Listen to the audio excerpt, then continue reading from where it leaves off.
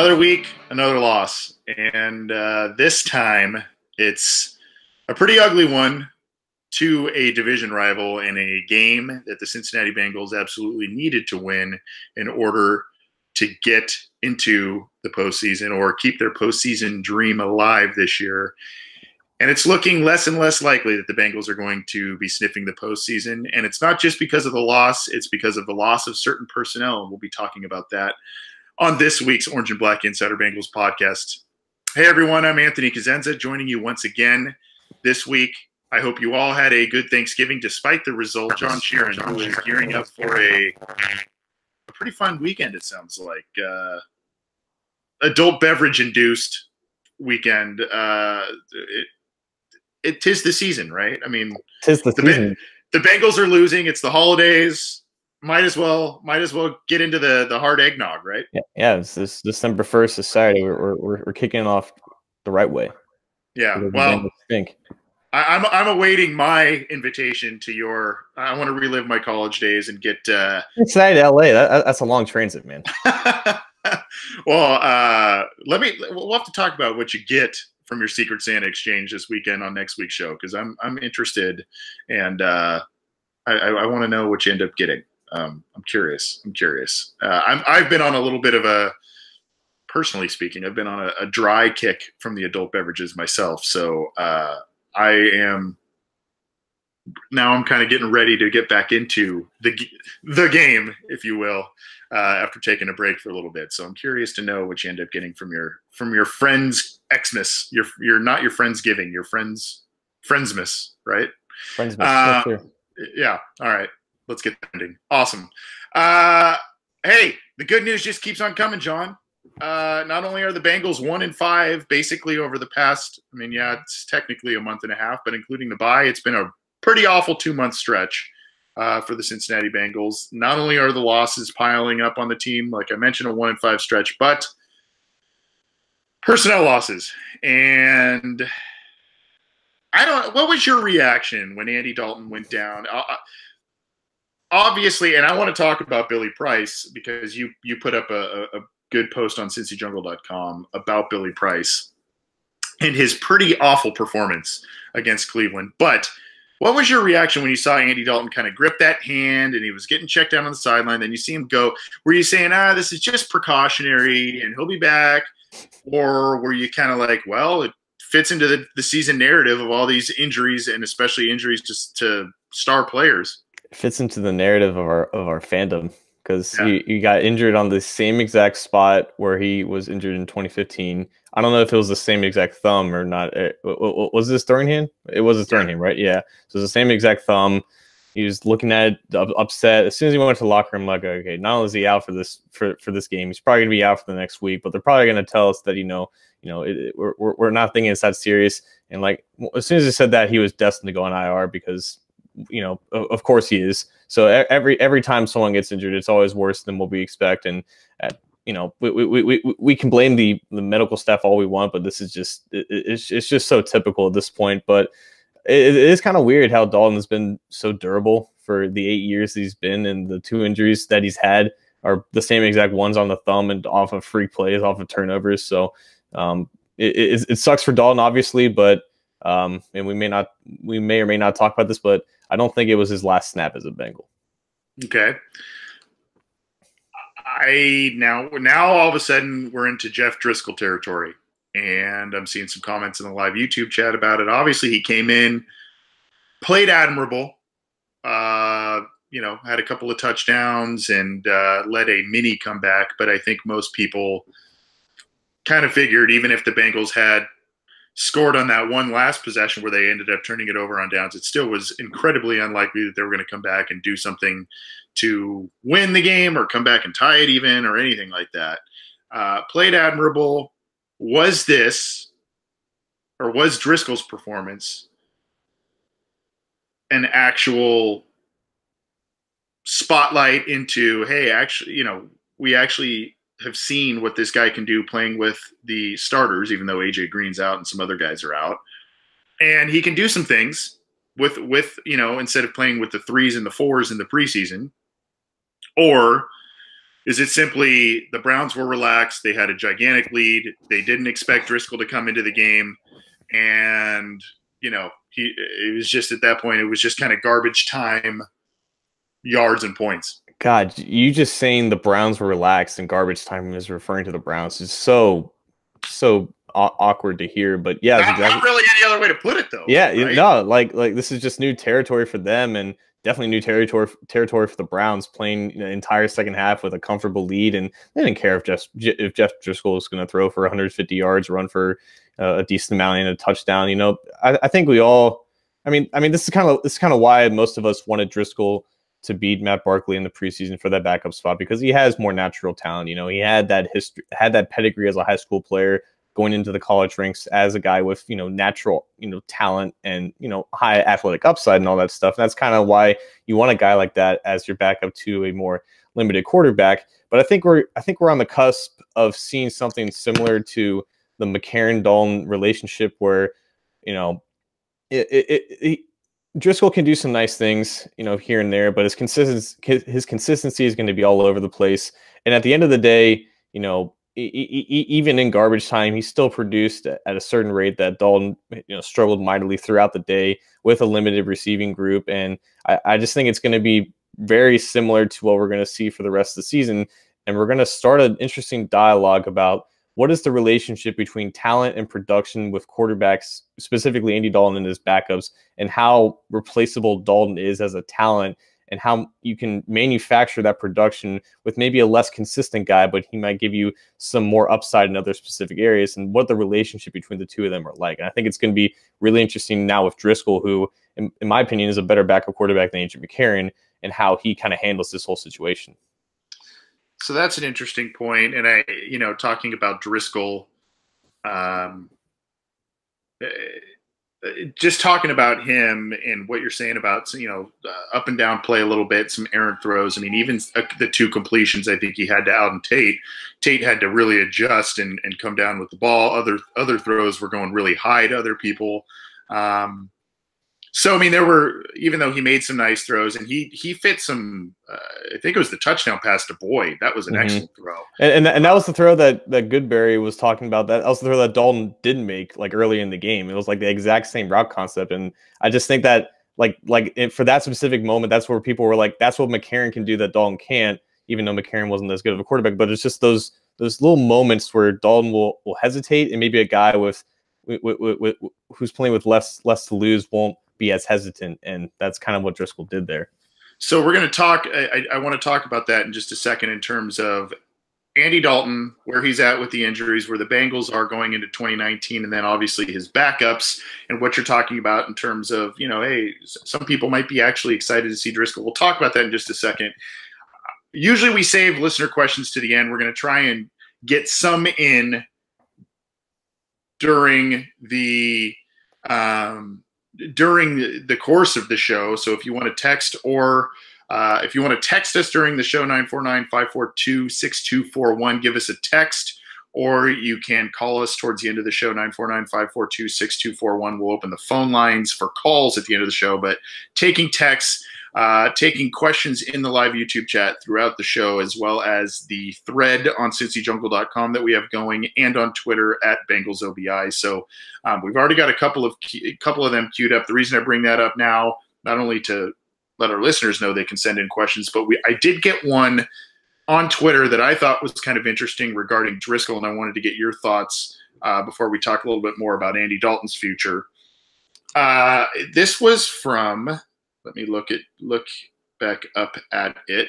It was from Jesse Ross, and Jesse Ross put me in the echelon of the Joe Goodberrys and Rocky Boymans. So hey, Rocky Boyman got in that. Rocky Boyman got in that. Yeah. So he said, I'm bummed the season has turned the way it has. I am, however, excited to see Jeff Driskel get the start. One thing that stands out is Driskel seems to look for plays, not players, like Dalton. I love Dalton, but sometimes I feel like he goes for players over plays. And then he kind of continued on saying, have you guys seen this in any film reviewing you've done? It's just a hunch I get from watching. and would love to see if anyone has found this. The tape is limited. The film is limited of what we have on Driskel. It's been a lot of preseason stuff where he has kind of done the running plays, not so much the big passing plays. We got more film on him this week showing some nice stuff.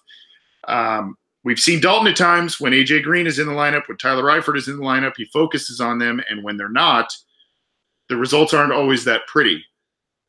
So in a very limited bit that we have from Driskel, what do you see there? Is there validity to that question?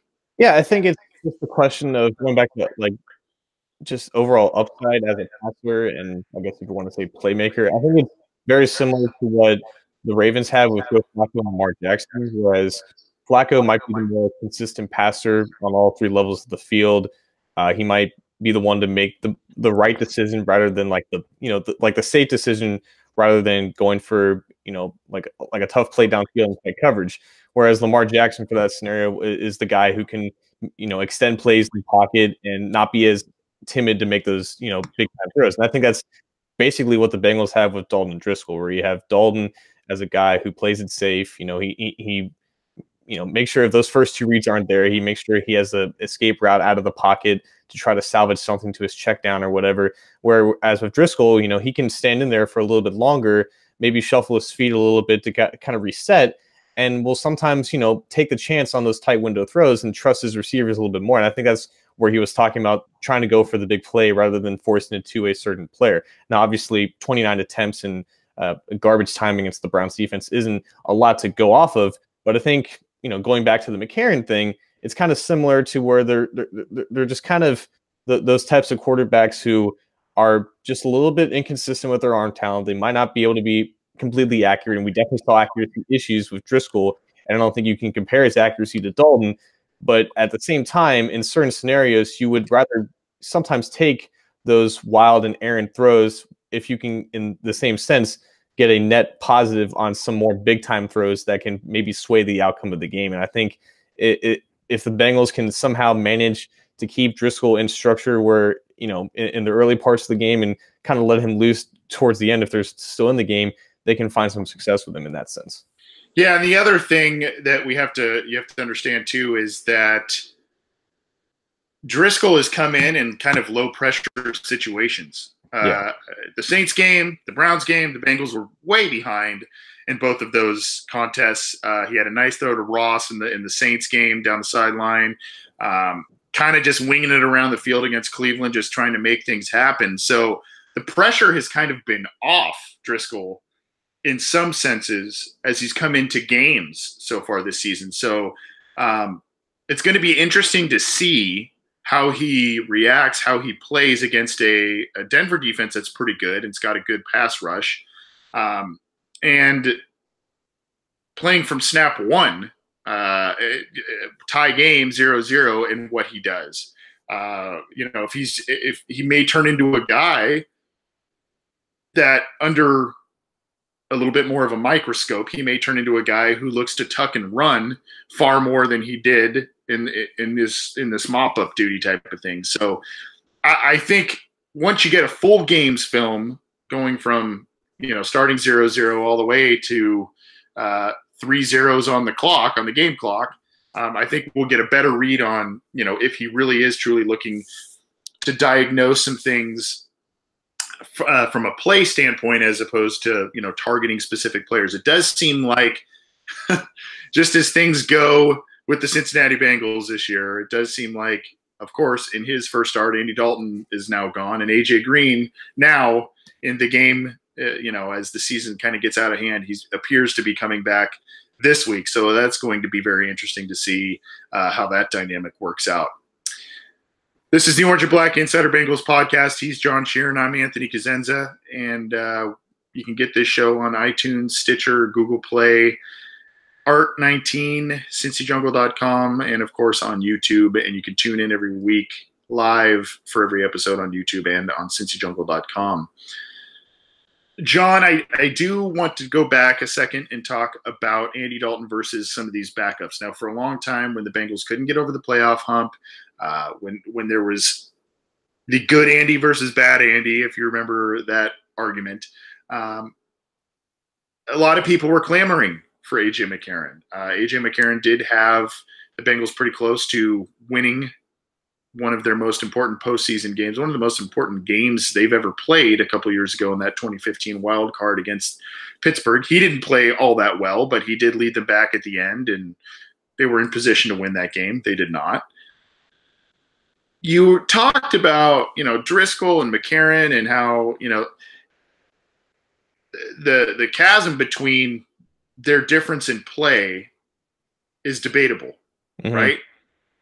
And now that Dalton's on the bench, I guess I'm kind of struggling a little bit as to where to direct this question specifically, but I guess does that come into focus more now with Driskel in the lineup, the Bengals potentially looking to hit the reset button in 2019? Does that maybe become more apparent in terms of that chasm not really being that big between their starting quarterback and their backup quarterback? I mean, we could sit here next week and be like, oh, God, Driskel's not very good. Oh, yeah, sure. But I think that that's a pertinent conversation topic to have with Dalton out, his backup coming in, a guy who played pretty well last week, and then now we don't know what's on tap for the 2019 offseason.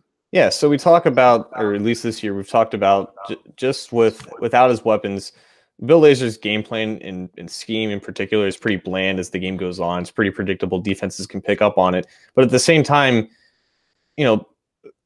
an Andy Dalton-led offense has historically, or not historically, for the past 8 years, it's been pretty simplified for him. And I think that's always been something constant with Dalton, is that he's in a pretty simplified offense, 1 or 2 reads, and not really comparable to that of like Tom Brady or Aaron Rodgers or any other more talented quarterback that can take on that kind of things. So when you have A.J. McCarron, when you have Jeff Driskel kind of come into the game, you kind of notice that things don't fall off the cliff as much as you would expect from a starting quarterback to a backup quarterback, because the system is already in place for a more simplified, intelligent. I don't know what I'm trying to say. It's in a more simplified kind of style of offense and whatnot. And that's kind of why, McCarron had similar production. The production fall off wasn't that drastic when Dalton went out, but obviously you saw the gaps in talent kind of take its toll,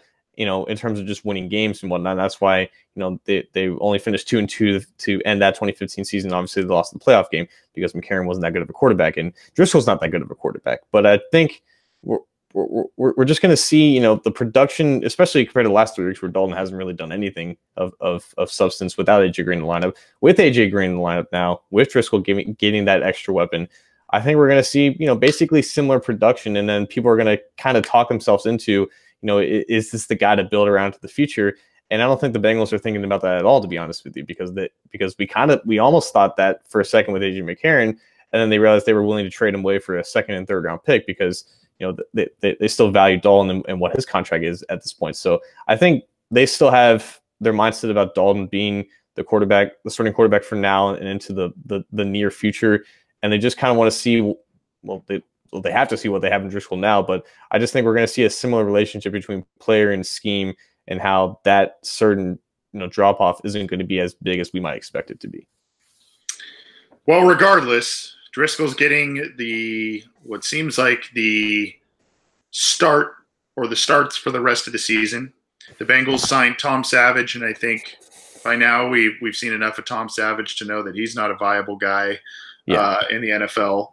So, I mean, that's where they're going at this point. A.J. Green, admirably, I mean, he could have hung it up if he wanted to. He seems like he's eager to come back and play, and other guys are doing and saying the same, that this team isn't dead for most intents and purposes. The playoffs seem to be far, far out of reach for this team at this point. So, but we'll get to see Driskel with Joe Mixon, Giovanni Bernard, A.J. Green, not without the team's 2 top tight ends, but C.J. Uzomah's no slouch.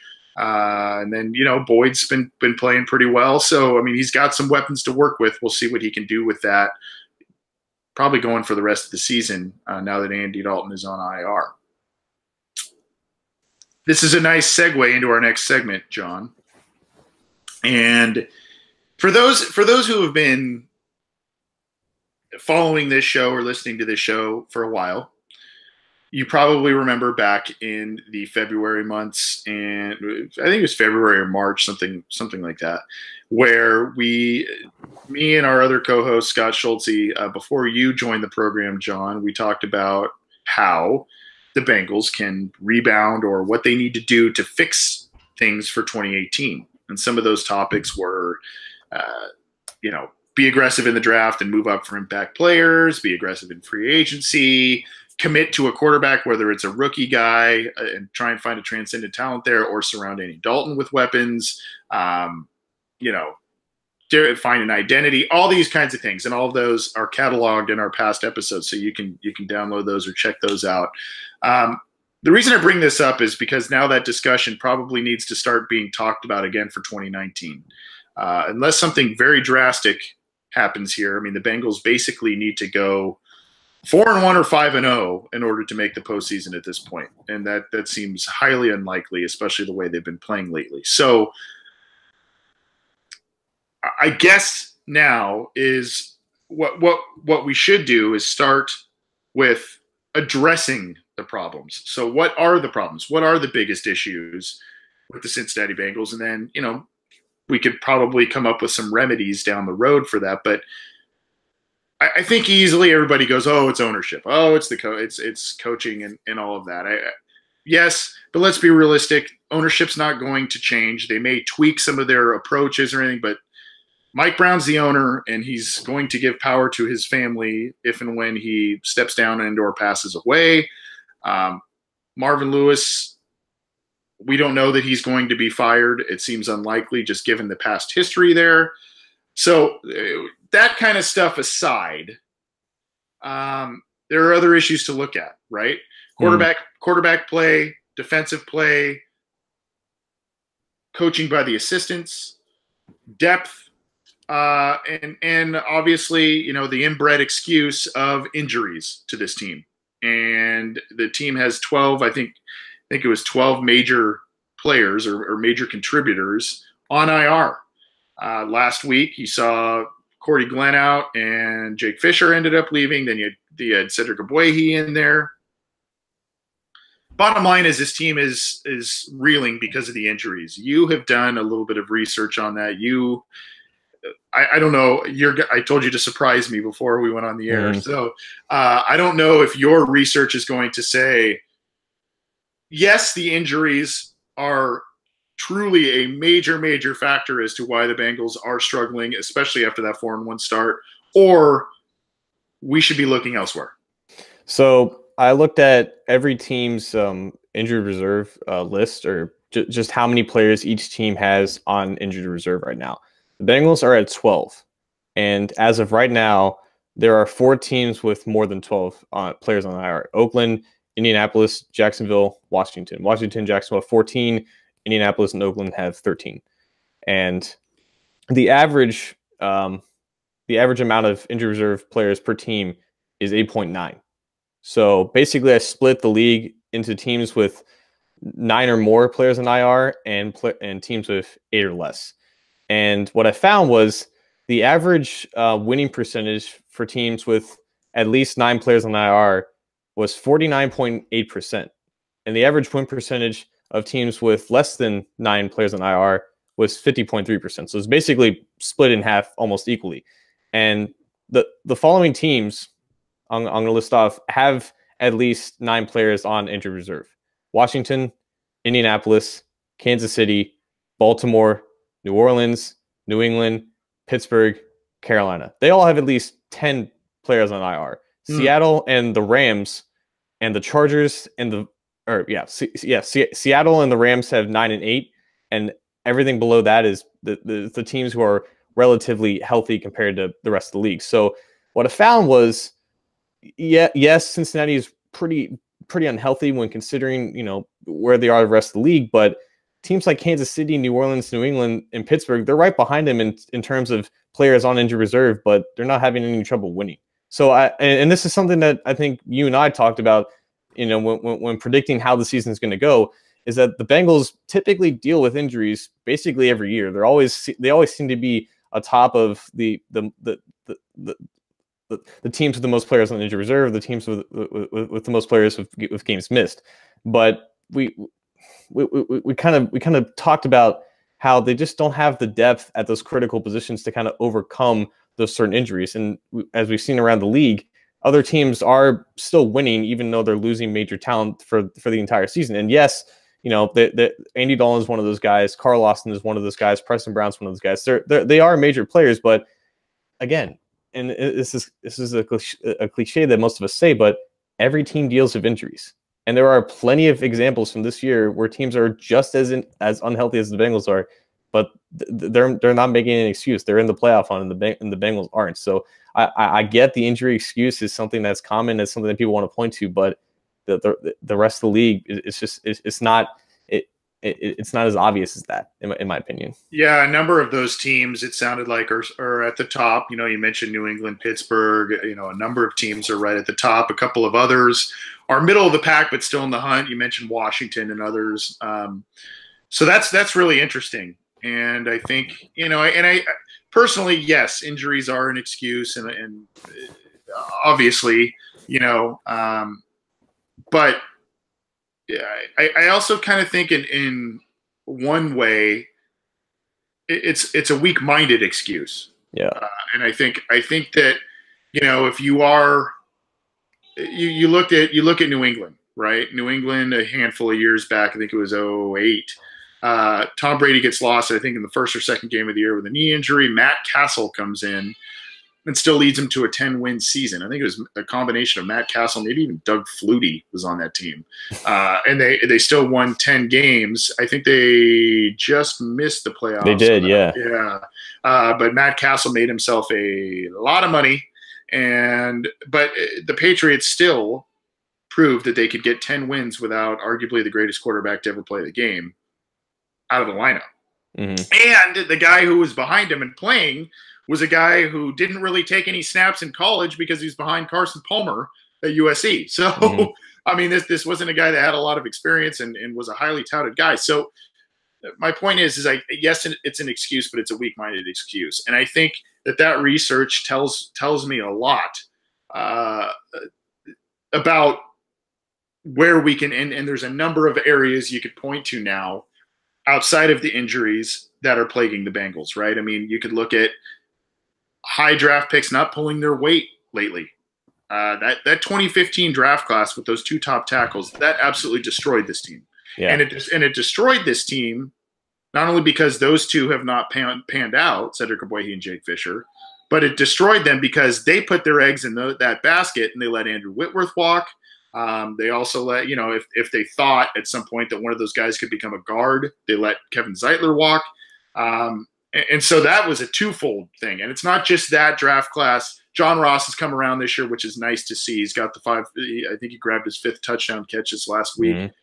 He struggled last year. That put them behind the 8 ball a little bit last year.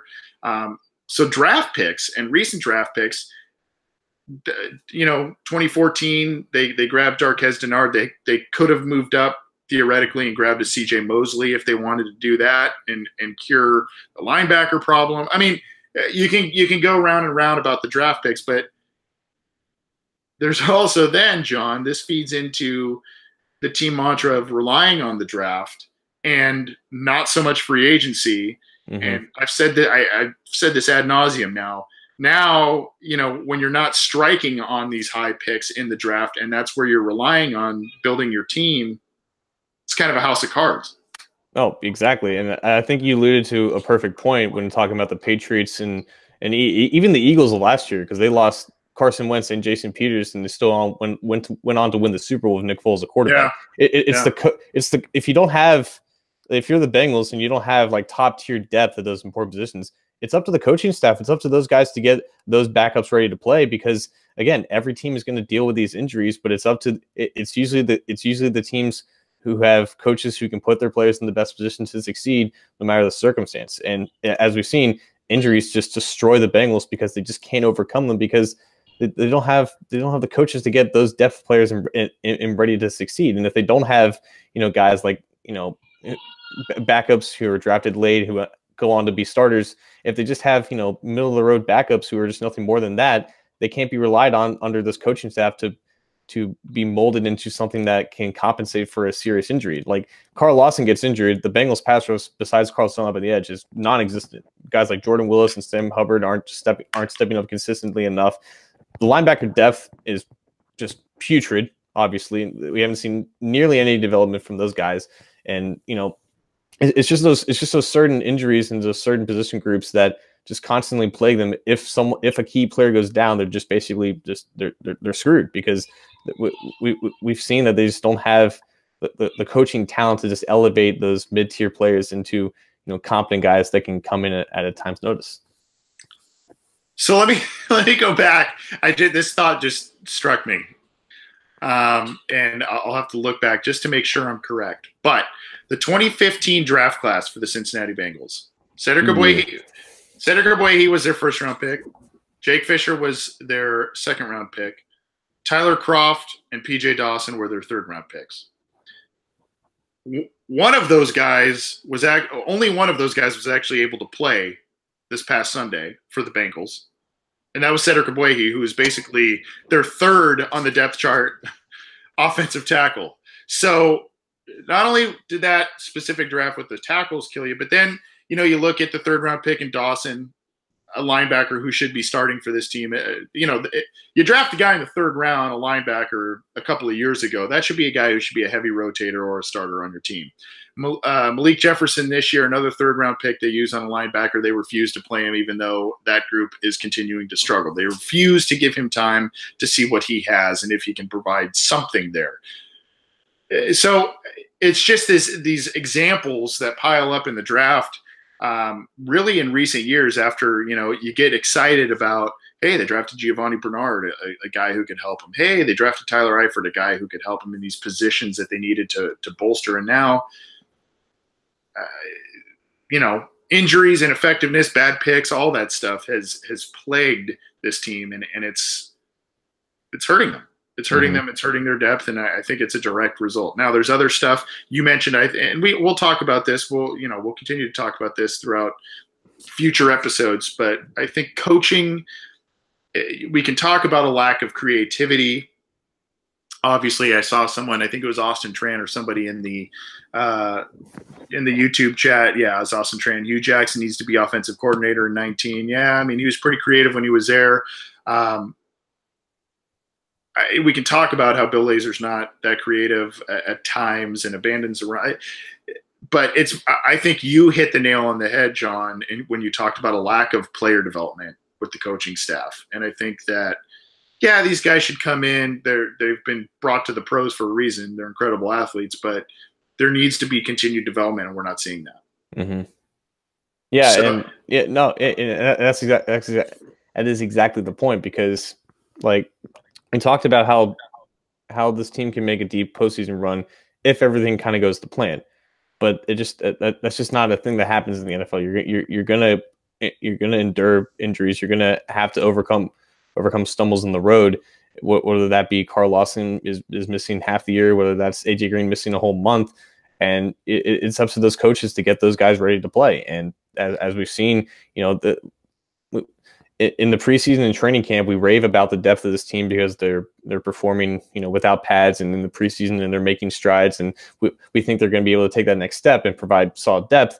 But when it actually matters, and the coaches have more time to get these guys ready to play, and injuries happen, because they always do, because this is the Bengals, it just doesn't happen. And like you said, when you put all your eggs in one basket with the draft, and then you have years like 2014, 2015. That's the cause that causes the monumental downturn of an entire franchise. Because if you have a mass exodus of players that you have successfully developed leave in free agency, and then you don't hit on those draft picks immediately, what is left of your roster other than just below average players that you've proven that you can't develop? And if you just miss on those picks, you're just SOL. Yep. I'm looking at some things. Al Mac 2 said the Ross hate is baffling to me. I agree this year. I agree. I think he's taken some nice steps the past few weeks. You have to understand he doesn't even have a full season's worth of NFL games under his belt yet, and there's still some work to do. He had a bad drop last week, but he was wide open on a bomb that Dalton missed. He did have another touchdown catch, so he's doing some things. You want to see a tiny bit more out of him, but I think he's coming along, which is good to see. Anthony Hart says you don't think it's time for Marvin to go. Yeah, well, yeah. But again, coach, and then I saw something else. Ain't Got Nathan says the coaching is 100% holding this roster back. Yeah, I mean, and like I said, when we started talking about the main issues to this team, the easy places to point are Mike Brown and Marvin Lewis, obviously. And it starts at the top, obviously. We know that. But this team, we kind of got to be realistic a little bit with our expectations and with this Clearly, team, yes. because this is a team that is slow moving to change. This is a team that is not very modern in the way it operates. It does not do a lot of the things that most professional franchises do. It does not do or offer a lot of the amenities and things that most professional franchises offer. Indoor practice facility, hint, hint. So we kind of got, I mean, for John and I here in this little hypothetical game we're playing, we got to kind of play the cards we're dealt. Yes, we could say new owner, let's get a new owner, but that just doesn't normally happen. More likely is a change at head coach, but as we've seen with Marvin Lewis, that is also something that just does not occur very often. So, we're kind of playing the cards we're dealt here a little bit and pointing out some things, but we'll continue to talk about this as the Bengals season progresses, whatever, into the offseason, unless somehow they pull out a miracle and end the season in a similar way that they started it and sneak into the postseason. We'll see. This is the Orange and Black Insider Bengals podcast. He's John Sheeran. I'm Anthony Cosenza. You can get this show on iTunes, Stitcher, Google Play, Art19, CincyJungle.com, and YouTube. We're going to get to some listener questions in just a little bit, so you can text us or call us. 949-542-6241 is the line. You can leave your comments or questions in the live YouTube chat, or you can tweet us at BengalsOBI on Twitter.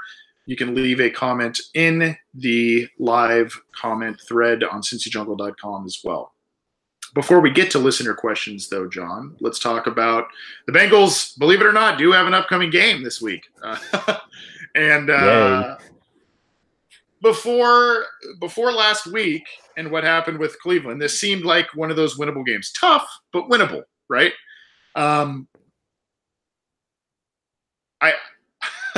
Given what happened with Hugh Jackson and the Browns, and that probably could have taken up a whole episode of the podcast in itself, but it's just like, why even pour salt in that wound? But I think we can kind of say, well, familiarity is a little overrated at times in the NFL.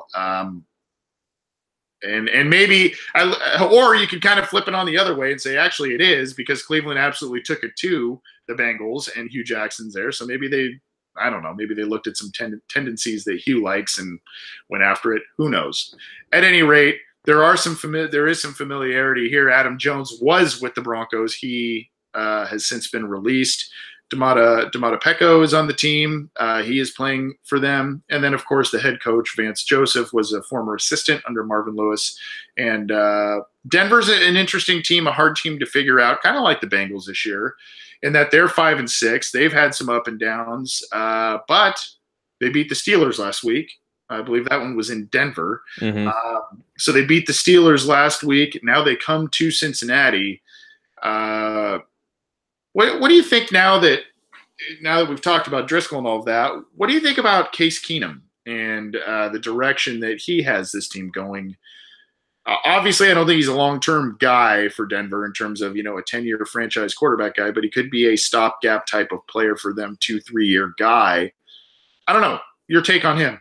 Yeah, I think most of us saw this as a winnable game because it was Case Keenum who's the quarterback opposite of Dalton.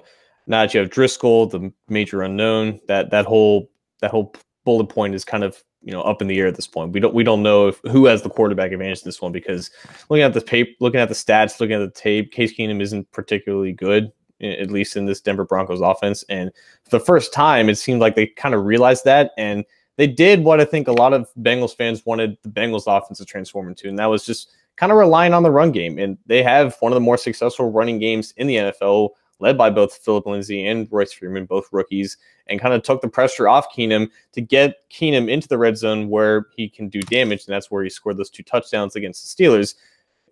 Like that's a winning formula against the Steelers, and that's something the Bengals haven't figured out in 16 years. But that's besides the point. Case Keenum, he's obviously okay in structure, isn't going to make a lot of great downfield throws. But as I say this, I believe he torched the Bengals defense last year when he was with the Vikings at home up in Minnesota. So there's obviously that factor. And then you have the factor of, you talk about familiarity.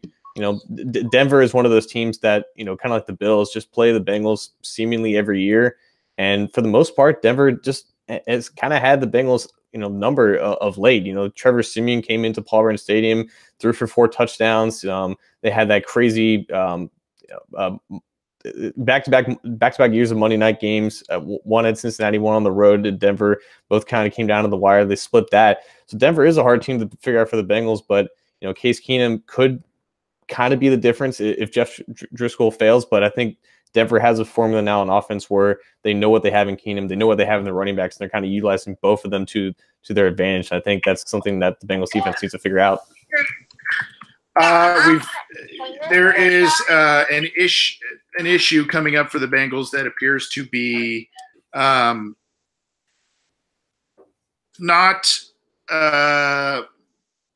a good matchup for the Bengals. And usually we talk about how this game's going to feature a lot of good pass rushers. Well, it definitely does for Denver. Yeah. Bradley Chubb, the first-round pick, and Von Miller have combined for 20 sacks this season, 11 for Miller, 9 for Chubb.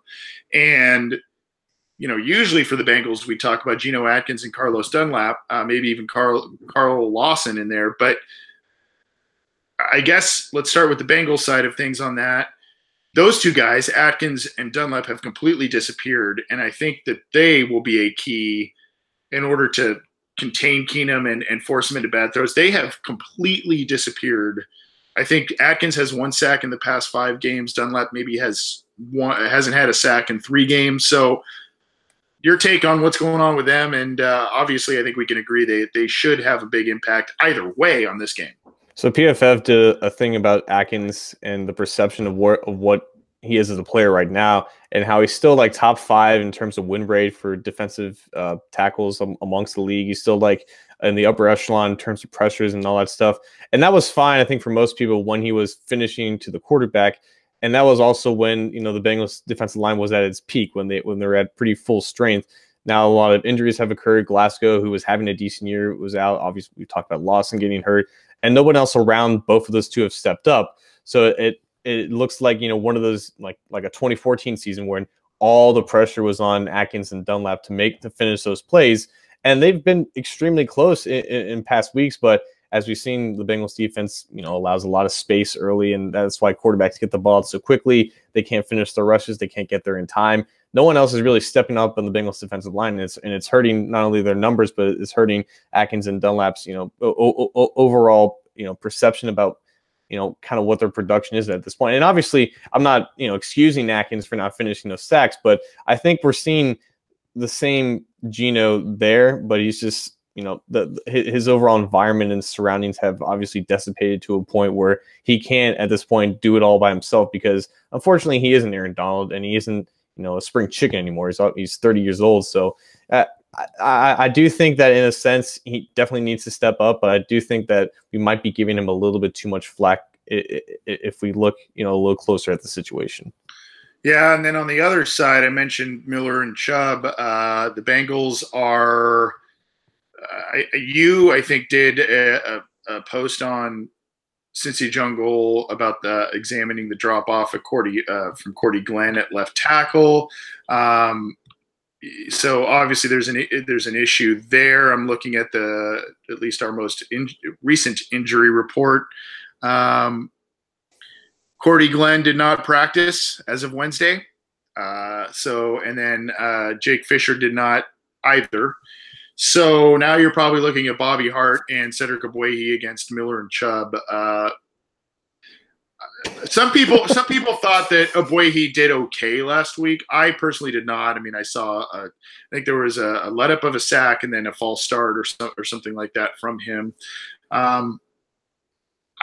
Any chance Driskel can survive without Cordy Glenn in the lineup? Well, that's the good thing because Driskel can run. And so, yeah, I think that's what a commenter said. Like, it's a good thing that Driskel can run because he's going to be facing in back-to-back weeks Chubb and Miller, and then Nick Bosa and Melvin Ingram for the Chargers, which is going to be maybe even worse for them. But I guess by Aboyehi's standards, he played okay, considering he was going up against Myles Garrett for most of the game and gave up, I think, 1 sack, a handful of pressures, and like 40 snaps.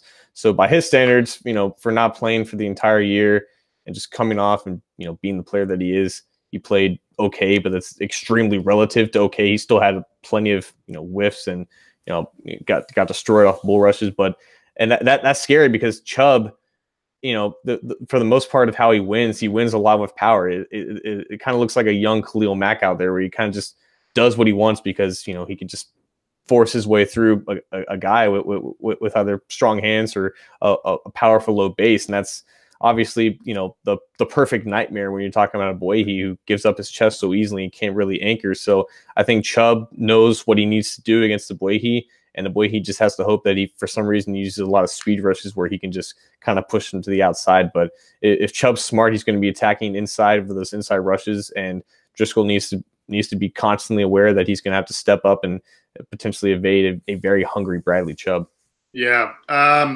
We've got a call on the line for our next segment, so I want to get to that in just a second. Obviously, those are some of the keys to the game. Phillip Lindsay having a good rookie season as a multidimensional guy. He's going to present a problem for the Bengals.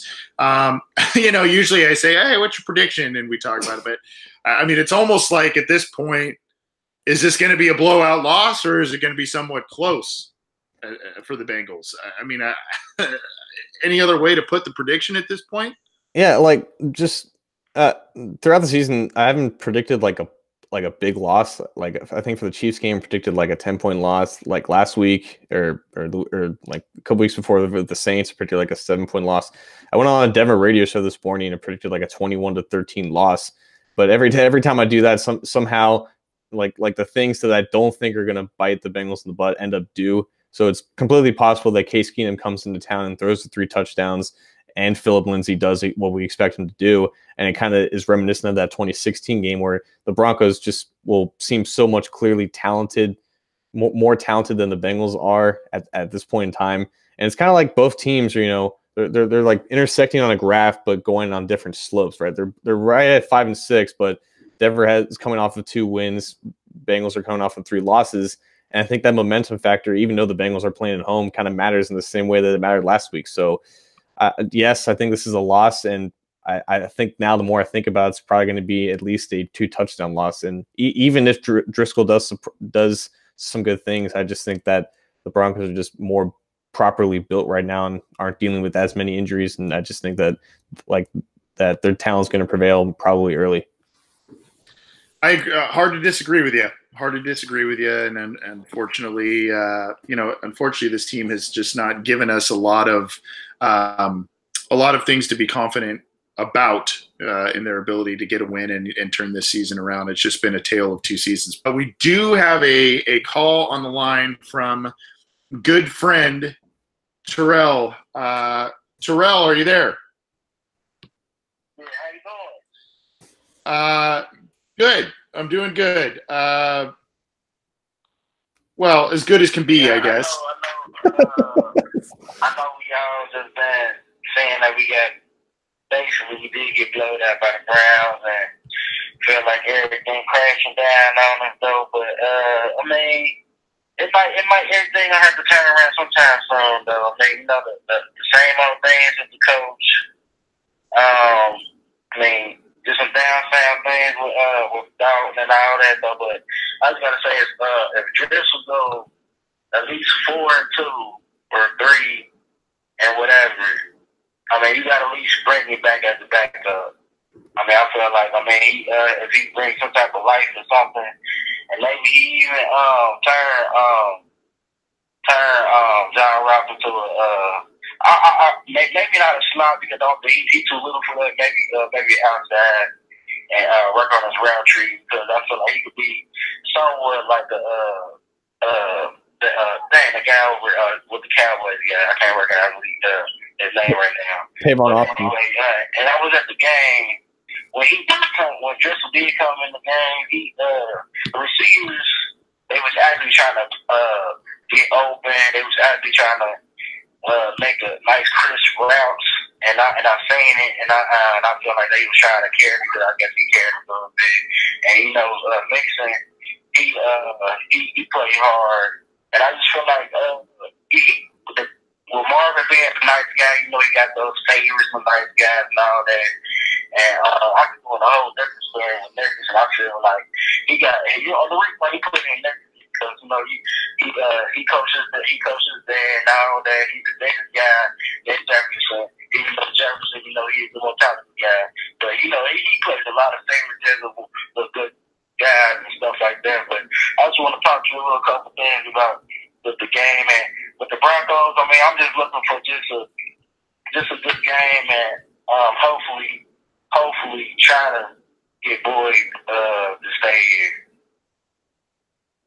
Yeah, so real quick before we get you off the air here, Terrell, if Driskel ends up playing pretty well, the Bengals get some wins, and I think this is going to be a topic of conversation in a future episode between John and I, but do you think it's time for the Bengals to move on a quarterback next year?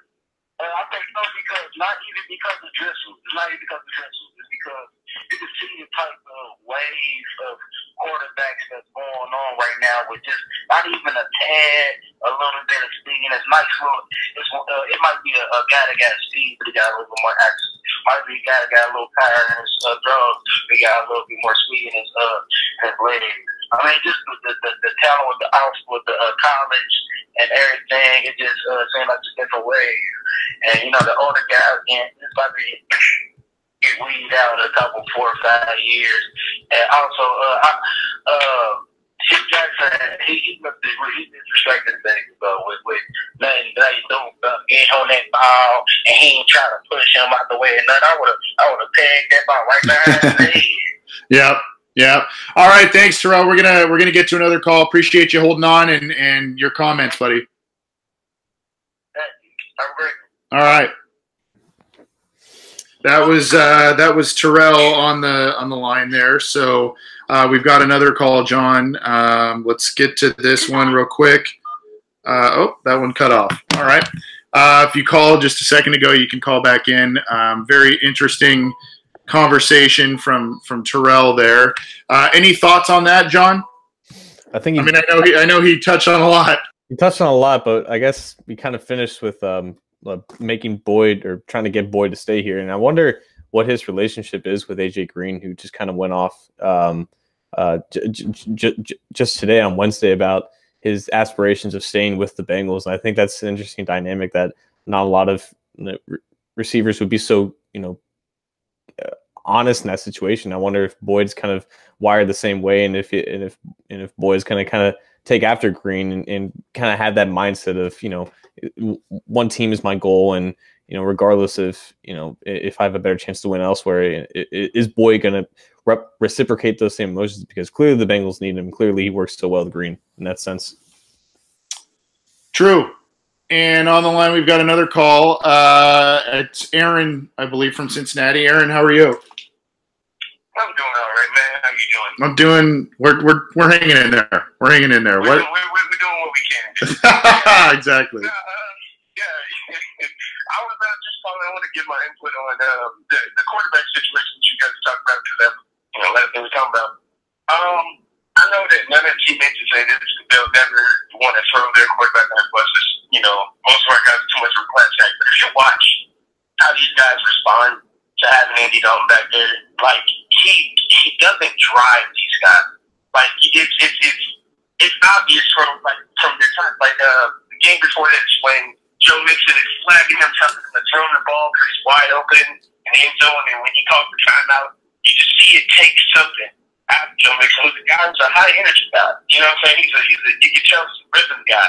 In his last game, and he overthrows Alden Tate in the end zone with that fade pass there, and you look over, pan over to AJ Green, it's easy because he's not on the field, and he's only a pretty point dude. So when he's going, when you see the energy that these guys are getting from him, and then how he completely turns when you just get some new blood in there, I think it's really hard to argue about if it's time to move on from Dalton. We know what he is. He requires too much to be successful. And this franchise is not the right franchise. We'll never give him everything he needs because that starts at the top. Yeah. That better ownership, maybe we'd be more successful. Yeah. So that's how I feel about that guy. But as far as, I also had a couple questions, or I just want to see what you guys' take were on Marvin Lewis's ability to scout or recognize what talent he has, because I don't know if you guys are watching it. Maybe it's just I was desperate for anything exciting to watch that game, but he was dogging Alden Tate, that whole week prior to, and Alden Tate comes in and he's like, even his misses were pretty. They gave me, I'm like, oh my God, this guy's trying. Even if it was an incomplete pass, I'm like, God, he was this close from making it, catch here there. And you mean to tell me that he's not better than Cody Core? I'm absolutely mind blown. And it makes me question other things. If you got this guy here on the bench, he's saying he's not better than Cody Core, then I'm wondering, you're saying Malik Jefferson's not better than Harvey Anderson? What? Yeah. I have so many questions. But I want to see you guys' take on that. I don't know if John can hear me, but if you could let me know that I reactivated my Twitter. No, we're listening to you, man. We're listening to you, man. My ears are wide open right now. Yeah, you're striking a chord here. I personally reactivated my Twitter account specifically to follow you. Well, You guys, that's awesome. That's awesome. Well, I appreciate it, Aaron. Yeah, I appreciate it, Aaron. We're going to take your question off the air here. Appreciate you calling in. Be a regular if you can, and good to hear from you. Thank you. Good points. John, and I apologize that we had a couple more calls when we were talking to Aaron there, so I apologize we couldn't get to those. But really good points, and it's stuff we've kind of talked about a little bit, but not specifically out in Tate and the comments and all of that. But it goes back to player evaluation, but it also goes back to a little bit of Marvin Lewis being this old school guy and practicing the right way and bide your time behind veterans and all that kind of stuff. Sometimes it's something that is worthy of that designation, I guess. And other times it is completely a detriment to the team.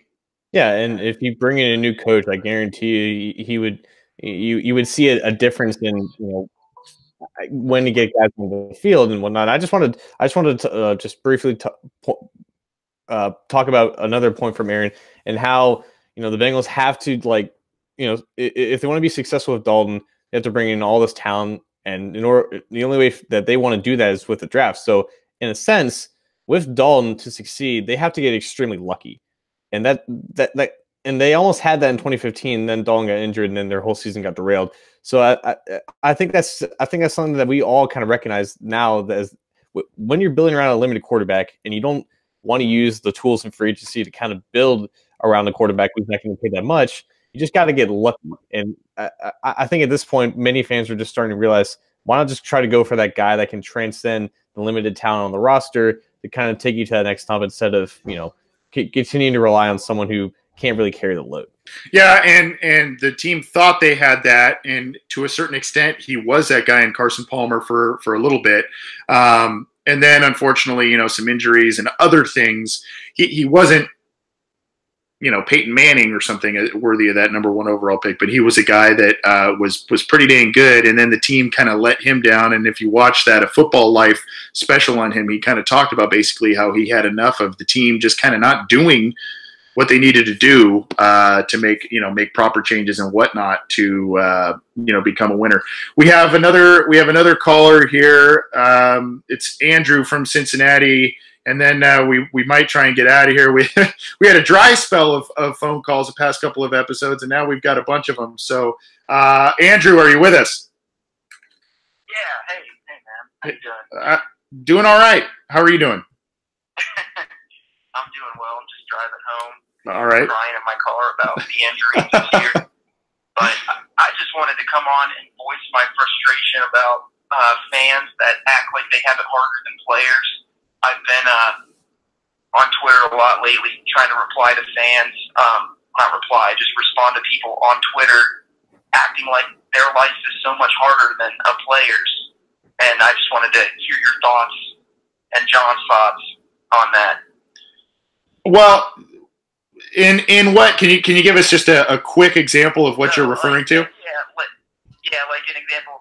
There was a video of John Ross's response. I think a news posted, and a lot of fans were saying in the comments how, well, try being a fan for 20 years. And my defense to that is they poured their lives into this. Like, they do this for a living. They're at the pinnacle of their careers, or pinnacle of what they're able to do. Like, they're not in arena football. They're in the NFL. So I don't think that we have it harder than the players, but I just wanted to defend the Bengals players in that. Well, yeah, I appreciate that, and we're gonna take your question off the air, Andrew. I appreciate you calling in, and yes, that's the John Ross thing is actually where I was going to point to that. Excellent question, John. I'm going to say this: I have seen or interacted with former professional athletes who either themselves or they have corroborated tales of people in the locker room completely being paycheck player type of guys, where they do not care about the success of the team. And these are largely guys who bounce around from team to team. These are guys who have been around for a while, and they're guys that you could probably guess based on their personality, if they've been in off-field trouble, whatever. You can probably guess some of these guys. But I love that Andrew brought up the John Ross thing, because if he wasn't going to give a specific example or that example, that's where I was going to go. And if you don't know what I'm talking about, I think it's either Brandon Seho or Jeremy Roush who posted, I can't remember exactly who it was on Twitter, but one of the local Cincinnati media guys posted a locker room clip, a post-game clip of John Ross that I thought was very interesting, saying that, yeah, it sucks for – here's the thing to me, John, and I want to get your take. I'm hogging the mic here, but yes, for fans, it stinks to watch the team lose and to watch the team lose year after year and not take the next step. But the thing that struck me about Ross's comments was not only does it stink as a player, you put in this work, and it's the physical work, it's the mental work, and you're doing this, 5 to 7 days a week, depending. It also, he mentioned the fact that they feel it for the fans. Yeah. They feel that the onus is on them, that they owe it to the fans to play well, to put a good product on the field, etc. Yeah, and for starters, this is like the main issue with sports fandom in general. It just makes people crazy. It gives them these crazy perceptions about themselves. It gives them this entitlement of their own ownership in the team. It's all ridiculous, and I hate everything about that and everything that stands for. But I think what those fans and on those Twitter threads are always missing is that for some players, football wasn't like it wasn't a choice for the play. It's like, I have to be successful at this, because if I don't, then my family isn't going to be able to pay off their home. They're going to go on welfare. Like this is the avenue that God put me on this earth to do, to provide for my family. And that's always why some players are going to be more prioritizing over just staying healthy, getting the next paycheck, making sure it goes back to mom. And that's why players are so reliant on college scholarships and just, preserving their God-given abilities to make sure that this dream comes true, because it's so important to them. And for other players, who, for the AJ Greens of the side, on the side of things, where, they're a little bit more, properly set up, and they have more, humble, goals of team aspirations and wanting to win for the fans and all stuff. But every player is different, and every, certain aspirations of why they're playing the game is different. But in the end, they're the ones on the field playing in front of millions of people, and if they lose, they're going to get hate for it. Whereas you and me, we'll go back to our daily lives, like, and worry about more important things. This is just a one-day affair for us as fans, just watching the team. These guys, they dedicate, like you said, their entire life, their entire bodies, and their careers, potentially a decent amount of their lives after the game to do this because they love it. And they get, and they can get hate for not, putting up enough fantasy points or for not going to the playoffs after a few years of, going there consecutively. And it's just not comparable compared to when you're looking at players and fans' hardships when a team struggles, because these guys live it and breathe it, and they have to, suffer what we all say, about their struggles, and they kind of have to absorb and go with emotions, and how they respond and absorb that, it's kind of up to them. But it's just I completely agree with Andrew. It's a stance that I'd be willing to talk about for an hour if I needed to, but just to end with that, like, it's not comparable. Get off your soapbox. You're not in a worse position than the player when it comes to team success. Yeah, and imagine most of us work either 9 to 5s or for you and I, we work on the site and we work on this podcast and all that stuff. And I can tell you, when we write something up on Cincy Jungle and maybe people don't agree, and especially this time of year when the Bengals are losing, people get real testy in the comments section of stuff, and they're easy to they are quick to criticize our writings and our opinions on certain things regarding the Bengals. I can tell you that kind of you're like, that kind of gets under your skin a little bit. Just imagine on your own home field, 65,000 people booing you into the halftime tunnel. So, I mean, you're doing your job, and in the middle of your job, if you or people, not even you, if other people you're working with are not doing well, 60,000 people are booing you. I mean, that's kind of what comes with this. Now, granted, they get paid a lot more than 97% of the world, but I mean, that's not an easy thing to deal with. I want to end with this, and I want to get your opinion, John. Cincinnati fans, especially Bengals fans, can be quite cynical and quite brutal to the Bengals. There's a lot of reasons why, and a lot of them are right. And this is kind of playing into a little bit of Andrew's opinion here. Do you buy into the fact that when this team isn't doing well in a particular game or a particular stretch of games, and they're on their home turf, and fans boo them off the field into the halftime tunnel, do you think that goes into the player's psyche?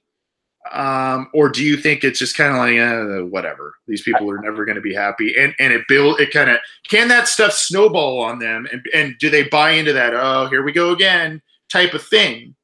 Or do you think it's just kind of like, whatever, they tune it out? I think it just depends on the player, to be honest with you. Like, for a guy like Perfect, who's plays with such emotion, at least he used to, or especially Mixon, who's, more of a younger guy and not used to, playing in Oklahoma, he's not used to losing that much. I think for those specific guys, it kind of gets to them and kind of rallies them to do a little bit better. But again, there are some players who are just, they give it their all because they're part of the team. But at the end of the day, that next paycheck, that next contract is on their minds because they feel obliged to provide, and that's fine. That's perfectly reasonable. And if they don't, absorb, that fan criticism in the way that fans want them to, in terms of, rile them up and get them to play better, and then that's whatever. It's completely up to the players and about how they take it. Personally, I haven't been to a Bengals game in like 3 years. And I obviously when I was there, I experienced, people booed all the time and whatever, but, like booing, I mean, it's just, I wouldn't do it because there's just a certain perspective that you kind of have to have when you're watching these professional athletes, sacrifice their bodies for your entertainment. And that kind of goes back to like the entitlement that fans kind of have, when they feel like they're a part of the team, whatever. And they may feel like, they're booing because they care and they want them to do better. But at the same time, yeah, it can probably definitely, mentally damage a player in terms of, especially like a guy like a Boyhe or someone who just constantly struggles and knows that most of those boos are for him, and it might, break them down, make them worse, or it could build them up and make them better. It really kind of just depends on the player, I think. Yep. Such is the vicious cycle with the Cincinnati Bengals and their fans, right? Thanks to the callers. We had a couple more. I apologize we couldn't get to them. Both time constraints and having some other calls just couldn't allow us to do it. But call us next week. Call us in future episodes. We want to have you back, and we want to thank you for still tuning into the program, still downloading the program, even though the season has not been going very well over the past couple of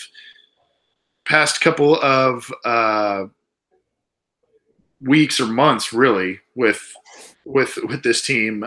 Started off so promising, and then whatever. You mentioned, just ironically, John, you mentioned the last game you went to was a couple of years ago. Same with me, at least in Cincinnati. The last game I went to, ironically, was the home opener against the Broncos. Yeah. So, and then now, gosh, I guess it would be next, not this Sunday, but next. I've got tickets to go to the Chargers Bengals game in LA, and yeah. I'm actually debating if I'm going to sell those or not. I can imagine a Rivers jersey's that expensive. You can cop one. Yeah. Well. Yeah. My poor brother, he bought like 6 tickets to this thing. He spent a small fortune to this game, taking all his kids and stuff. And I mean, the Chargers aren't that not used to having their home crowd kind of taken over by opposing fans. Yeah. Well, we'll see. I'll have to let you guys know how that goes. But thanks to everyone who called in, and to those who submitted questions. We had a bunch. We just couldn't get to all of them this week. We'll try and get to more next week. Very, very grateful for the interest that our listeners are showing. And you can get this show on iTunes, on Stitcher, on Google Play, on Art19, at cincyjungle.com, and on YouTube. And join us live every week if you can. Any final thoughts, John, before we get out of here?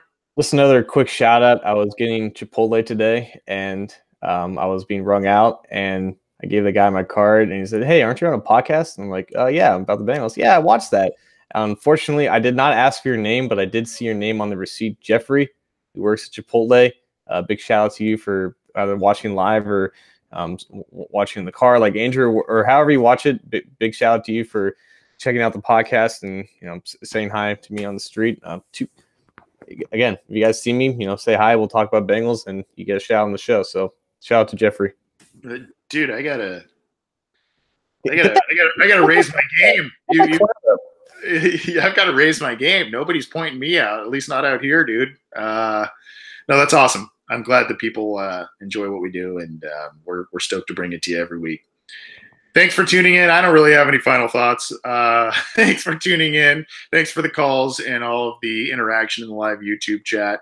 For John Sheeran, I'm Anthony Cosenza. This is the Orange and Black Insider Bengals podcast. We'll see you next week, and there's probably going to be a lot more interesting topics to talk about then. See you next time.